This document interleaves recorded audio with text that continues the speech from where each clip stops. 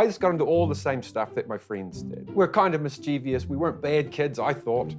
We did all the stuff that naughty kids did. We stole booze at a young age from their parents' cupboards. We got into smoking pot and stuff at school. And I was just thinking, this is the greatest adventure, right? Like doing everything outside of the rules is the coolest thing to do.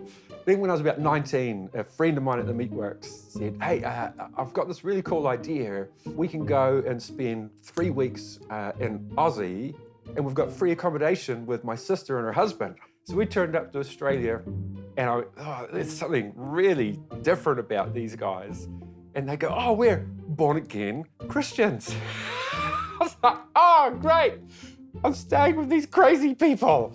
And they were so gracious in their home. We went out every night and got plastered and would come home and they'd cook us breakfast and looked after us really, really well. Every opportunity they had, they would try and read the Bible to us. They'd put on preaching videos from people who they thought were amazing. And I'm just like, oh my God, this is really awkward. But there was this question that was left lingering inside of me about the reality of inviting Jesus into my world and what that might really be like. That was a Thursday night. The following Sunday, we went to the church.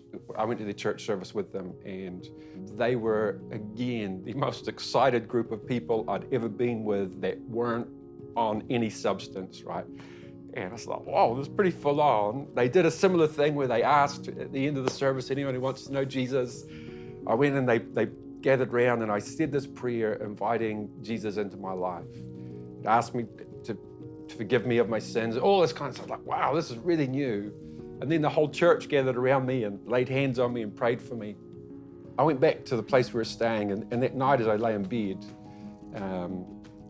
because it didn't feel like anything had changed. I actually thought that if I said that prayer, it would feel like in the moment that my life would change in an instant. And as I lay in bed that night, I said, you know what, God, I've embarrassed myself in front of all of these people today and said that I believe in you, and nothing's changed. There's no difference. Unless you do something to solidify my faith, I'm going to forget that this moment ever happened, and we'll never revisit this again. And that just felt, that was just a legitimate response to what I felt had not transpired in that moment. So I went to sleep, and then about 3 a.m, I woke up, and it was such a vivid experience where I was like, oh, it was just strange, right? My arms were held towards the ceiling. As I awoke, I was already saying this one word over and over again, and it was Eli. I didn't know what it meant. It felt like I was calling out to something or someone, but I didn't understand what I was saying, and yet I couldn't stop saying it. It was Eli, Eli, Eli, Eli. It's like, wow, this is really intense. And I can feel like this glowing sensation in the pit of my stomach. And I'm thinking to myself, no, this is definitely not happening. But the more I tried to convince myself that this sensation wasn't real, the more intense it became. And it got to the point where it felt like this glowing thing was lodged in my throat. And I was terrified in this moment that something so out of the ordinary was happening to me that I didn't know how to deal with it. So when I opened my mouth to call out to my friend in the next room to come and help me, this language started spilling out of my mouth, which I now understand is called speaking in tongues or speaking in a spiritual language. And I couldn't believe it, right? Like, to the point where I'm clamping my hands over my face and trying to force the words back into my mouth.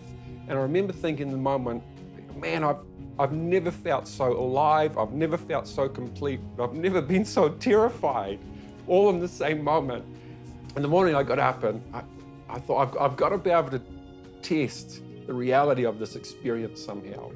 But I'm too afraid to say to the lady that I'm staying with, oh man, I started speaking this crazy language last night, because she'll think that I'm insane. So I can ask her if she knows what this word means. And I said, hey, Louisa, do you happen to know what the word Eli means? And she says, well, yeah, actually I do. I'm reading that right now here in Matthew chapter 27, and where Jesus is on the cross and he's saying, Eli, Eli, lama sabachthani, which there's a translation here. Eli means my God, or my Father, my Father. He says, why do you want to know that? So I just woke up last night saying it over and over again uncontrollably. Pretty normal experience, right? She's like, no, that's amazing, right? I realized that God wanted to change my life, but I thought that the change was all of my responsibility and that I had to do it all myself. I didn't realize that He was the one who wanted to help me through it all. And what ended up happening was I threw myself so much deeper into the life that was once just a fun experience to the point of absolute dependency. A couple of years after that, I'm now living in a house by myself. I'm so desperately lonely. Nothing seems to have worked out the way that I wanted it to. Anytime someone would come to visit me, I'd be like, man, this is amazing. I remember a friend that I'd known since primary school that turned up to my front door. And I was so ecstatic to see somebody that I wanted to embrace him, like throw my arms around him and hug him tight, right? Like, oh, amazing, good to see you. But that wasn't the done thing. We're supposed to be stauncher than that, right? Like, no, I'm strong, I can do this by myself. So I restricted myself to a handshake. And as I reached out my hand, he instantaneously smacked it away and said, what the hell are you doing? Where's the drugs? Right? And I thought, is that what life has been reduced to? That even the people that I've known the longest only now want to know me for the one thing that I can provide. And it all just came pouring out, this intense anger, this amazing loneliness, this feeling of abject failure. And as I'm standing in the kitchen now and I'm raging at nothing, and the one thing that I remember making any sense was the decision to end my life.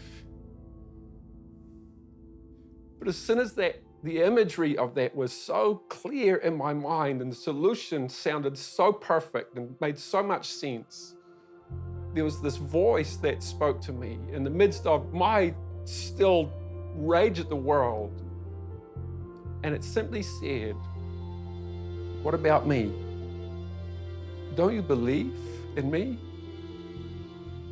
And the sound that seemed so small, like a whisper, but spoke with such a degree of clarity that it reverberated around the entirety of my being, made me realize that this is that same presence. This is that same moment that I experienced all of those years ago. It doesn't matter what I've done. I recognize now that He's still been with me the whole time.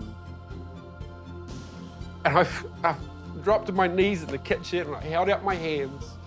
I'm saying, God, would you take my life? Because I never wanted it to be like this. And there was this feeling of exchange and feeling like this weight had been lifted off my life. And that the progression from that day to now has been one of encounters with God where He's still helping me to realize the amount of freedom and liberty that He's brought into my world, the amount of dependency that is on no other thing, but is found solely in Him. And I just think He's the best guy in the world to get to know. And, you know, He never leaves us, He never forsakes us. He's the one who's always with us. And it's just the best. So awesome.